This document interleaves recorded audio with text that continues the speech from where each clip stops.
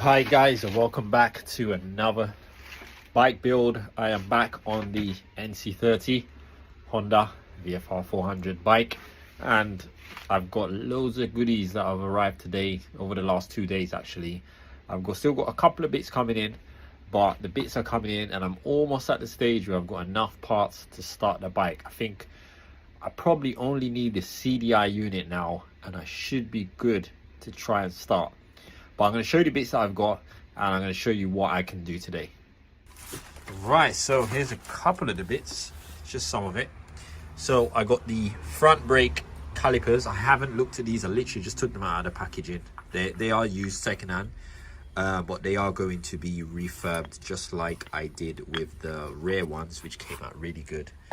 To be honest, I looked at the rear ones and don't feel that the paint is as hard wearing as I'd like it to be. So I actually ordered some black caliper paint because that was a Hammerite paint. It wasn't actually caliper paint. So I've actually decided I'm going to respray them again in black again, but with actual caliper paint. And I'm also going to do these as well. So this is the other side. So there's a left and a right with the bike. So the bike has two discs. You've got a disc on this side, you've got a disc on that side. So there's a caliper, here's the brake leads. And then basically, I'm not sure which one this is, but the caliper will basically go onto this disc like that, and then the other one will go on the other side. So most of the stopping power is actually in the front, and then the back just has one caliper at the back for the back brake. So I also had ordered a resealer kit as well, so I can build this up like I did with the rear ones. So that should renovate them once they're all painted. I think this is some rubber grease that came with it. I also got a rear brake light switch. I literally just found this parcel in the house. I think I'd ordered it a while ago. So I've got to figure out where that goes, and I'm sure it connects into the harness somewhere. I got these bolts, these four bolts, which I need to clean up. They're well packaged, but they look like they are not new, but they've been sealed quite well. So that's very interesting to see. These four bolts are actually for the subframe. So I think they connect somewhere, maybe here and here, somewhere at the back. That connects the subframe to the bike. And talking about subframe, that subframe came today. So that's the subframe, which is actually in really good condition. I am probably going to respray it because there's a few little bits where you can see a little rust and stuff like that. It's also got the catch here for the seat here, which will be connected to the key lock for the under seat. So I've got the bolts and I've got that, so I am going to fit that on today just to make sure everything fits correct. I also got another set of ignition coils, or these ignition coils for the rear part of the engine. So we already had the front ones. See if I can see them. We already had the front ignition coil, which is this one here, and that connects to the front two cylinders, and the rear one will connect to these two spark plugs at the back. So all I need now is the CDI unit that will control the timing of those coils, because I will need that to try and get it started. So that's that. And also I did order as well some brand new stainless steel caliper. I think these are caliper assembly bolts. Yes. So basically, again, in anticipation for rebuilding these calipers actually have these black sort of bolts here, and I plan to change them for these stainless ones that will basically go in here, 1 2 3 4 on each side. So once I rebuild these, those will be replaced. So I got those as well. I think off my head that is really the main stuff that I've got. So first thing I'm going to do is see if we can figure out where these bolts on, and see if I can bolt the subframe. I think that's already going to make the bike look different, and I'll be able to sort of sit on the bike some sort of way. There's two more bits as well that I forgot to mention. This is the main fuse for the bike. I can't remember what this is called.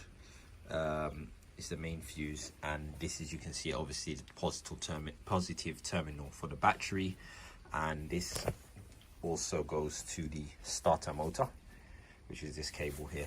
So I actually have that cable already here on the starter motor, so I could either just take that off and probably just use that one and feed it around to the back to the battery.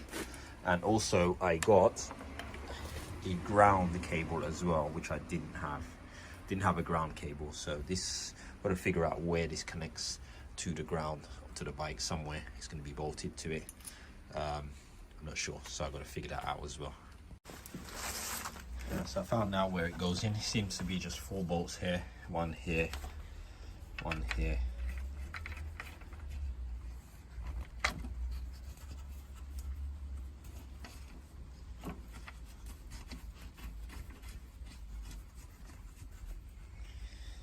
one here, and then same thing on the opposite side as well, here and here.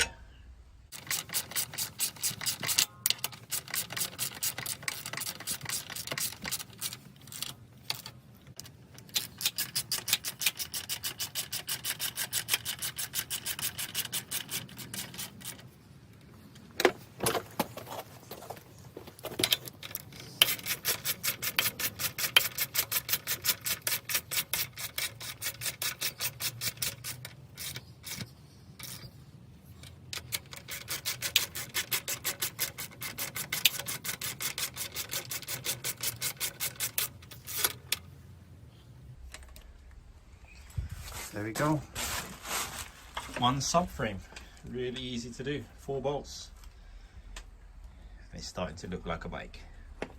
Alright guys, so that's done. Onto the ignition coil. So this one I actually think was on the front of a bike, because that's the bracket that it's come on. It comes bolted onto this bracket.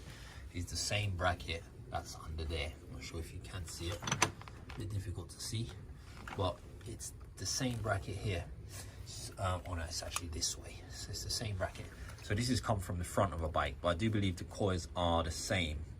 So I believe I need to unscrew it or unbolt it off this bracket, and I think it goes straight onto this bracket, which is on the frame. So I think it screws in here and here. I was just looking at the Haynes manual. You can see the rear. Yes, I'm right. Here's the rear cylinder coil. So you can see that's the same bracket with that big hole here is what's just underneath it. So I just need to take this, because I was worried that I was like I can't find the frame anywhere for it, and I just thought I'll figure it out. So, but actually the frame is already, or the bracket's already mounted to the frame. So I'm going to take this apart now and then I'll bolt it onto here.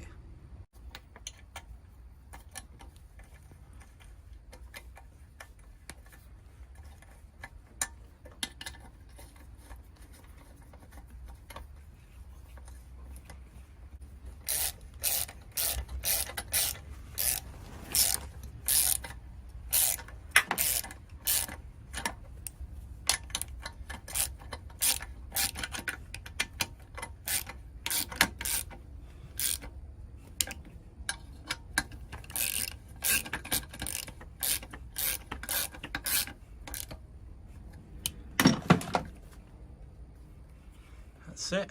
So it's just these two connect on. I'm not sure which one goes to what cylinder yet. That's something I'll have to figure out. But for now, I'm just gonna plonk them in just to block up the holes so nothing drops down in there.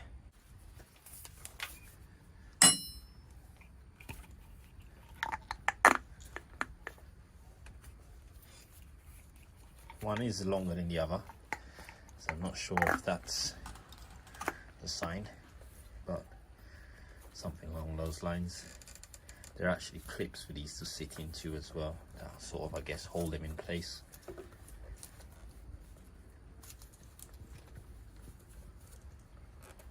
Sort of these rubber clips. There we go. So that's in. Coil is in. There are, I believe, two cables. I think it's these two. I think these two here are what connects them. And these will come from the CDI unit, and they will feed the signal to the coils of when to spark. So that's there now. So yeah, we just need to get the CDI unit in, and then we've got to figure out what's the firing order and which one goes where, and then we're ready to see if we can get some spark. So having this subframe is a massive part of this build, because there's so much things that fit to this. There's a plastic undercarriage that I need to get, which is really hard to find, and the ones I have found have been quite expensive, talking about £300 just for a bit of plastic that goes underneath. It's what stores the battery and a couple of other bits. I know as well, but there's a subframe, this part for the shock actually mounts onto here. I'm not sure if there's anything else that goes onto that, but I'll figure it out. Obviously you're going to need some bolts here as well, so that stops that from hanging off the ground. Not sure what this is at the moment. I've got to figure it out. It goes down to here. I'm wondering if it's part of the fuel tank, maybe. I'm not sure. So that's something that's got to be figured out as well. If somebody knows, let me know. I believe as well that this is where the rear brake light switch goes. I'm gonna check on the schematic and try and figure it out. Let's have a look and see what the color of these wires are. So it looks like we have sort of green and yellow with some silver stripes, and then we've got sort of black and orange, maybe black and orange with silver stripes. Let's have a look at the schematic and let's see if I can figure out what this is for. All right, so I've got schematic. I believe, because it looks like it's so far the only connector that looks like it fits on the end of this this brake light cable. Let's see, so let's look for the brakes or rear brakes. Rear brake connection, let's see. No, that's this turn light signal. Tail and brake lights. Front brake light switch is here. We're looking for the rear one. Like, oh, here we go, there it is. Rear brake light switch. So we've got yellow and green and yellow and black and brown, it looks like. I think that's what we had there. Let's have a look. Yes, so we've got green and yellow and black and brown. I thought it was orange, but black and brown. But these have these little silver lines on it, so that's definitely the rear brake switch, which is these two here. So I'm going to connect that on there now. Alright, so that does fit on there, and it only goes in one way anyway. So as you can see, it actually goes through this. The clip goes through there, and that fits perfectly. So this, I believe, is going to be connected to probably where the foot pedal is. I'm not sure, and maybe it makes some sort of contact here. This I will do some more looking into, but at least we've got where it connects to. So what I've just realized I don't have, and I feel like I might have ordered them, I might have found a pair on eBay, is the actual bolts that bolt onto here. So there's two bolts that bolt onto here. So I believe this one goes on this side. I feel like I've ordered those. I need to check my eBay to see if I did order those 4 bolts. If not, I'll be doing that tonight, see if I can find 4 bolts to bolt that on, and then once I do that, then I'll be able to bolt this on. But in the meantime, I will be rebuilding them, not tonight, but yes, that's one of the next jobs on my list. Okay, next job up is to connect this up so that we can connect the battery up without me doing all the dodgy cabling that I've been doing, and then I'll be able to actually turn the bike over by pressing the normal start button, which I'm excited to do for the first time. So what I'm going to do is I'm actually going to use this starter cable that comes on it. I'm going to remove the one that's on the starter here now and replace it with this one. And for now, I'll just run it around to the back, and I'll just sit the battery here for now. Right, so what have I done? Connected up a couple of bits. So we've connected up the starter. This here goes to the main fuse, which is also connected to the battery. So I've got a new battery as well, and these bolts came with it. And I've also connected the negative, or the ground, or earth, or whatever you want to call it, to here, to the chassis with a bolt. I believe this is where it goes. So far it looks like everything is connected. Actually, there's one more thing I need to connect, which is the starter relay. This is what I believe it's called. Now I just remembered. We need to connect the signal to the relay. So I believe that's somewhere on the harness. I remember seeing the connection. So it's somewhere on the harness, which is here. It's somewhere in the harness here. I don't remember which one it is now. It's one of these connections, or it might be further up here. There it is. Here it is. So this connects into here, and just get the right way. Pretty sure it's this way.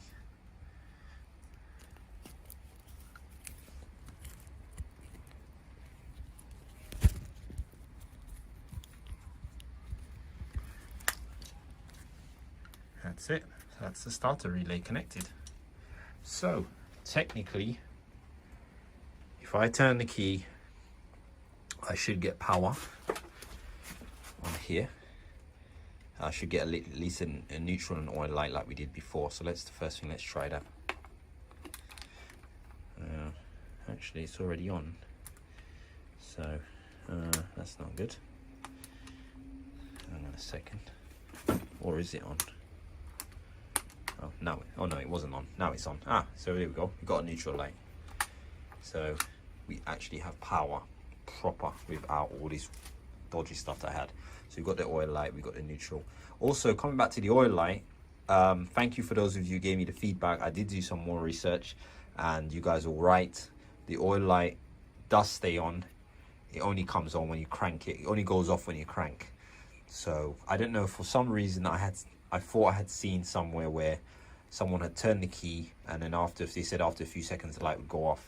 I might have been watching something else. Maybe it might be a totally different bike or a different car or something like that. But for some reason I thought that was what meant to happen. But I double checked. I've checked videos, startup videos. Everybody's video is the same. They turn the key ignition to on, the light stays on. It only goes off when it's cranked. So that makes a lot of sense, and also it relieves me that everything is okay. Talking about being okay in the engine and so on, which I was concerned about, I found a lot of information. One of you guys has sent me a lot of information on this bike, who actually has history on this bike, and this bike was fully running before it was stripped by the breakers. I think they got it cheap and they just decided to strip it for parts. So I'll show you guys a couple of pictures as well of the bike, which is literally about maybe 3-4 weeks old when the bike had all its fairings on, and it was actually, you know, fully intact. So what I'm doing here is saving this bike. Basically, it was at the breakers. It was about to be basically just stripped fully. A lot of the parts had already been stripped and sold. I caught it at this point, and now I'm having to buy some of the parts back, including I actually bought the clocks from the breaker who had broken the bike, and I managed to get the clocks in time while they were for sale. So these are the original clocks for the bike. It's the original engine, it's the original frame. So I'm really happy with that. Everything else can be added on non-original from the bike, which is fine, but it's really important that I got the clocks with the original mileage as well, which is confirmed by all the MOTs and all the service history. Right, so guys, time to try and see if we're going to start it. I think I've done everything, and I think if I'm correct, we should get the starter motor turning over. Let's try.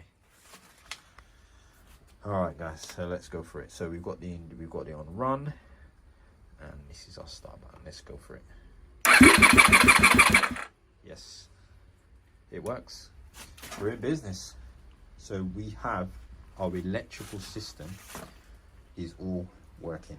I was pretty confident that I was going to get this part of the bike working. If anything, the mechanicals might be another story, but we've got it to the point where I can start it with the button. So one step closer to starting. So next up is to get this CDI unit connected up so that we can test for spark, make sure we've got 4 sparks, and make sure we've got them sparking in the right order. And then will be fuel. Hopefully we can get some fuel in it and the carbs are not going to be all clogged up. As I said, the bike had been running, I don't believe, not too long ago. So hopefully we'll be able to get it started. If we can't and we get in a fuel issue, then we're gonna have to take the carbs off and clean them up and stuff. I'm hoping to not do that until I'm stripping the whole bike. So if I can just get it started and it all runs, then it's ready for the full strip down, and then I'm gonna start the proper rebuild. And just to confirm again about the oil light, so you can see we've got the oil light, we've got the neutral on as well, and when I try to crank it, we lose the oil light because obviously we're building up the pressure, and then obviously it loses pressure and the light comes back on. So amazing, really happy with this, guys. So this is my little half an hour of working on the bike this evening. There's not much I can do. I don't want to start stripping the parts down, as I said, and start cleaning and polishing and painting and all that stuff, because I want to get the bike running. So in the meantime, the next job I think will be due to rebuild the front calipers. I need to get the 4 bolts to connect it to the forks as well, so I'm going to be looking out for some of those. Also, I realized I don't have the nuts that connects the caliper to the holes as well. I need to get 2 of those. There's only one on one of the calipers and there's not one on the other, so I'll get some 2 new ones of those as well, and then I'll be able to connect them onto the bike. So I think that's pretty much where I'm going to stop until I get some more parts, as I said. So hopefully the next video will be CDI units in, and we are going to try and start this. So make sure you look out for the next video, guys. Thanks for watching. I hope you enjoyed this one, and I'll see you on the next one. Take care.